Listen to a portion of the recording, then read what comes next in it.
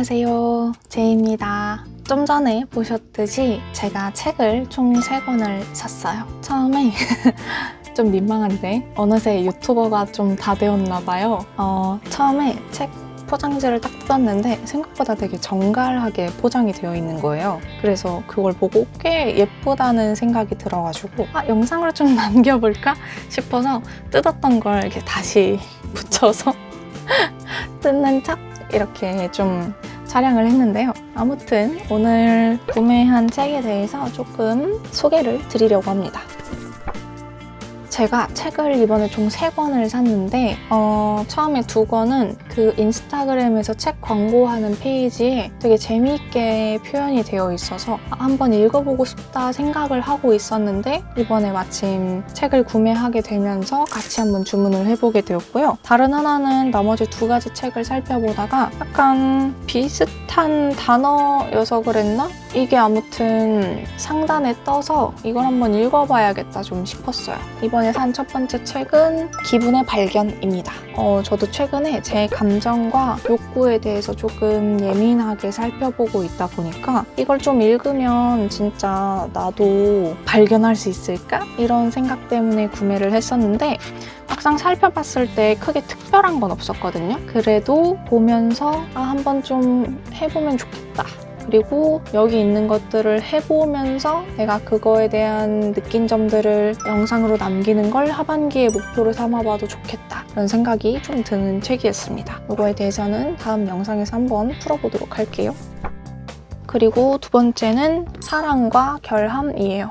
최근 또 사랑에 대한 생각을 많이 해보게 되면서 내 사람이 완벽할 순 없잖아요. 그리고 그런 결함까지도 사랑하는 것이 사랑이지 않나 라는 생각을 저도 조금 하고 있는데 우리는 나를 사랑하기 어렵고 나의 결함을 사랑하기 어려운 사람들인데 남을 사랑하고 남의 결함을 사랑한다는 것 자체가 되게 조금 신기한 일인 것처럼 느껴졌어요. 그래서 어떤 내용이 들어있을까 좀 궁금한 책이어서 이번에 한번 구매를 해보게 되었습니다. 그리고 마지막으로는 이 장진영 소설이라고 하는 나의 사내 연애 이야기입니다. 이거는 진짜 좀 재밌게 읽었어요. 생각보다 되게 얇아서 처음에 받아보고 놀라긴 했었는데 그만큼 좀 쉽게 읽고 가볍게 읽을 수 있었습니다. 제가 점심시간에 읽었는데 다 읽었어요. 제가 좀 책 읽는 속도가 빠르긴 한데 그래도 재밌었고 이 글의 포인트는 바로 이 작업일기에 있는 것 같습니다. 작업일기에서 풀어내는 작가의 말투가 굉장히 시니컬한 느낌도 들고 굉장히 해학적인 느낌이라고 해야 할까요? 재밌었어요. 그리고 저도 이 책을 보면서 칙릿이라는 장르 문학을 처음 알게 됐거든요. 이 칙릿이 어떤 뜻이냐면 젊은 여성을 뜻하는 속어 칙과 리터레처의 줄임말인 릿이 합쳐진 이름으로 그 이름처럼 주로 20, 30대 여성 직장인들의 일과 사랑, 라이프 스타일을 다루는 가벼운 느낌의 소설을 일컫는 말이다.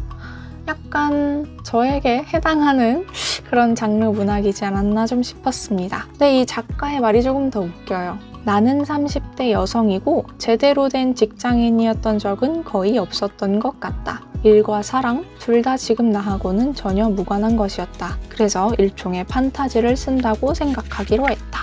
이렇게 말을 하거든요. 이 내용, 책의 줄거리는 되게 간단해요. 이 소개말이 전 되게 끌려가지고 이 책을 한번 읽어보고 싶다는 생각을 했었거든요.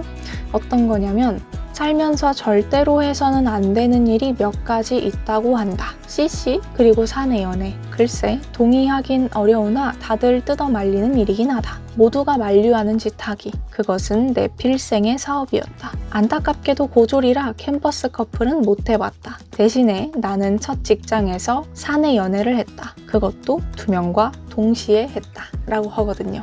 되게 궁금하지 않으세요? 저만 그런가요? 아무튼 그런 내용이 저를 좀 이 책으로 이끌게 했고 이 책의 표지가도 되게 보면 참 이해가 안 되거든요. 이게 뭐야? 라고 좀 생각할 수 있는데 이야기를 읽다 보면 이게 무엇인지를 알게 돼요. 그러면서 작가는 왜 이걸 표지로 넣어놨을까? 궁금하다 이 생각도 들기도 합니다.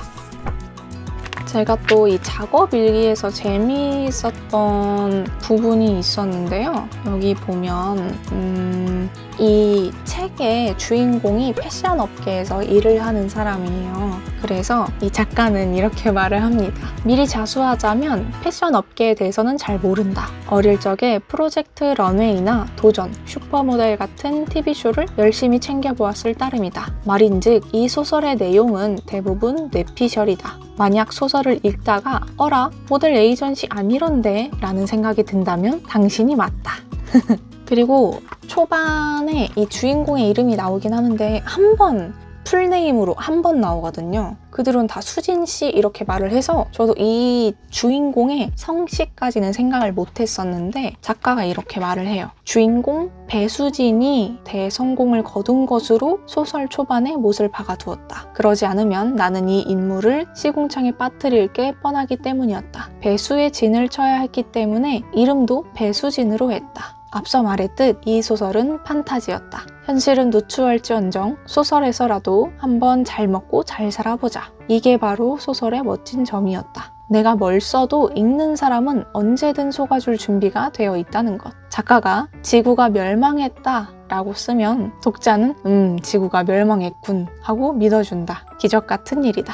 그리고 이제 이 주인공 배수진이 대성공을 거두었는데 그러면 어떻게 거두었을까를 상상을 하는 거예요, 이 작가가. 그래서 성공해본 경험이 없는 자의 미천한 상상력으로 인하여 초리최가 필요해졌다. 데우스 엑스마키나, 초리최가 도와줬다.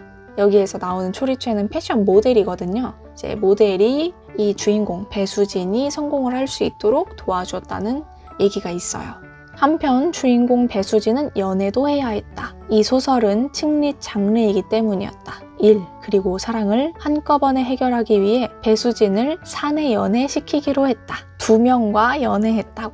이 또한 소설 초반에 질러놓았다. 그래야만 무슨 이야기든 생겨날 것 같았다. 그래서 이 A와 B랑 연결된 그런 이야기가 나오는데 이건 사실 살짝 스포예요. 결국에 이 2명과 이어지지 않고 제3의 인물인 C랑 이어지게 되거든요. 그래서 이 작가도 그렇게 얘기를 하는 거예요. A랑 B를 두고 저울질 하던 중에 둘 다 아니라는 생각이 좀 들어서 제3의 인물인 C를 찾게 되었다라는 거죠. 근데 그게 생각보다 되게 좀 재미있었어요. 나름 약간 오 하는 반전의 결말이었거든요, 저한테는. 그러면서 또 이런 생각도 드는 거예요. 책을 다 읽고 나서 중간에 이 주인공인 배수진과 C가 가까워지게 되는 내용이 나와요. 왜 가까워지게 되냐면 이 C가 운전할 일이 있어서 운전을 하고 가다가 사고가 난 거예요. 그래서 그 사고로 인해서 트라우마가 좀 생겨서 운전을 하지 못하게 되는 일이 생기게 되고 그 운전을 배수진 씨가 도와주게 됩니다. 그러면서 조금 가까워지는 그런 모습들이 나오게 되는데 제가 생각했을 때는 약간 그것마저도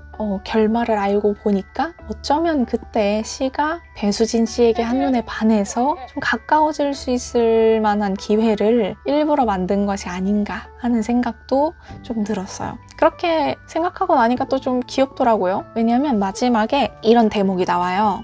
이건 C라고 표현을 할게요. 그렇다. C는 운전을 한다. C가 차 사고로 인한 트라우마를 극복했는지 아니면 애초에 그런 건 존재하지 않았는지는 나도 모른다. 아무리 캐물어도 절대로 안 알려주기 때문이다. 하여간 별게 다 비밀인 C다. 이렇게 하거든요. 그래서 이 대목에서 뭔가 그랬나? 좀 싶은 생각도 좀 들더라고요. 그러면서 되게 가볍지만 짧고 재밌게 킬링타임용으로 딱 적합한 책이었던 것 같아요. 근데 또 너무 가볍지만은 또 않고 작가의 작업 일기를 통해서 그 무게가 조금 더 더해진 것 같다는 생각이 살짝 들었습니다. 재밌게 읽었습니다. 오랜만에.